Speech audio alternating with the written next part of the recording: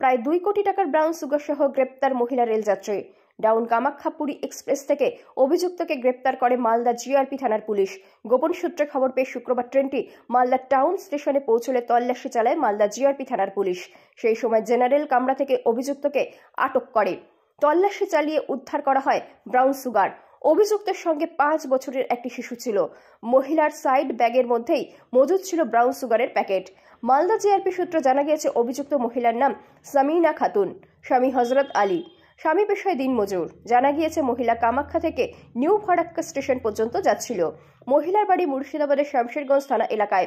কামাখ্যা থেকে ব্রাউন সুগারের প্যাকেট ফারাক্কায় নিয়ে যাচ্ছিল অভিযুক্ত মহিলা, এমনটাই প্রাথমিক তদন্তে জানতে পেরেছে পুলিশ। অভিযুক্ত মহিলার কাছ থেকে উদ্ধার হয়েছে প্রায় 994 গ্রাম ব্রাউন সুগার। আনুমানিক বাজার মূল্য প্রায় 2,40,00,000 টাকা। অভিযুক্ত মহিলাকে শনিবার মালদহ জেলা আদালতে পেশ করে পুলিশ।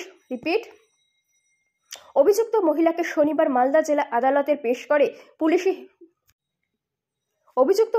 শনিবার মালদা জেলা আদালতে পেশ করে পুলিশি হেফাজতে নেবে জিআরপি থানার পুলিশ। এই ঘটনার সঙ্গে আরও কেউ জড়িত আছে কিনা সে তদন্ত শুরু করেছে পুলিশ। মহিলাকে জিজ্ঞাসাবাদ করা হচ্ছে। স্যার বলছি কোথা থেকে আসছিল এবং কি উদ্ধার হয়েছে তার কাছ থেকে?